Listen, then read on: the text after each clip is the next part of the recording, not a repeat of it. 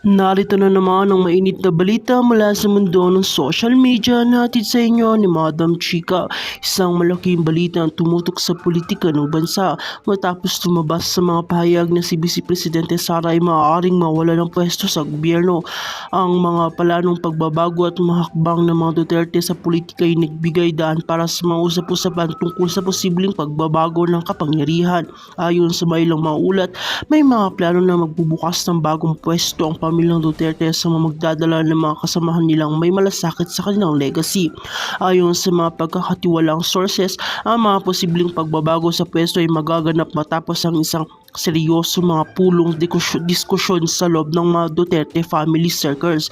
Nagkaroon ng mga pagpupulong kung saan napag-usapan ng ilang mga hakbang na layuning gawing mas matatag ang kanilang legacy at magpapatuloy ang kanilang demonasyon sa posisyon ng gobyerno. May mga nagsasabi na maaaring mawalan ng pwesto si VP Sara Duterte bilang bahagi ng bagong arrangement na kanyang pinapapatupad. Ngayon, ngunit ayon kay VP Sara Duterte, hindi siya magpapadala sa anumang uri ng panghihimasok ng kanyang mga plano at magiging tapat siya sa kanyang tungkulin sa mga susunod na taon. Bagamat may mga nagsasabing ang mga Duterte ay may malalim na pagnanais sa pumunuan ng bansa, ipinagdiinan ni VP Sara na ang kanyang mahakbang ay hindi lamang sa personal na interes kundi para sa kapakanan ng nakakarami. Ang mga pamilya ng Duterte ay hindi nagbibigay daan sa mga paboritong malalapit lamang sa kanila kundi sa mga taong may malasakit sa bayan. Samantala, may mga analis at eksperto na nagsasabi na ang mga pamilyang Duterte ay maaaring makahanda na upang maglatag ng kanilang plano para sa susunod na administrasyon. Ayon sa kanila, may mga senaryo na nagpapakita ng posibilidad ng mga bagong posisyon at bagong mukha sa gobyerno ay isang bahagi ng plano ang mapapalawak pa ng mga koneksyon ng kanilang political network. Pinaniniwalaan nilang may mga malalaking hakbang na ipapatupad para matiyak ang tagumpay ng mga Duterte sa kanilang legacy. Sa kabilang banda, ang aliado ni VP Sara ay patuloy na nagbibigay ng kanilang suporta sa kanyang mga desisyon.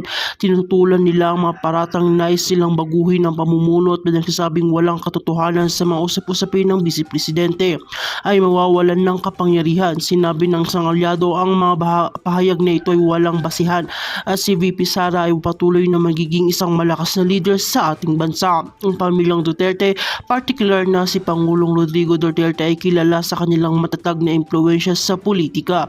Hanggang ngayon, may mga spekulasyon na nagpapatuloy ang kanilang political dynasty. Kahit na matatapos ng administrasyon ni VP Sara ay kung ano magiging epekto ng mga diskusyong ito sa magiging kapalaran ni VP Sara at kung paano ito makakaapekto sa mga plano ng pamilyang bansa para sa atin.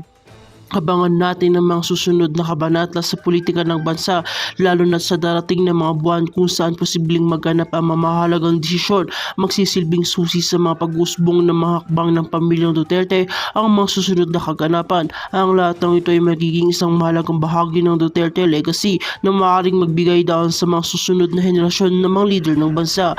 Iyan ang pinakahuling balita mula sa larangan ng politika. Patuloy na abangan ang aming mga ulat sa aming channel.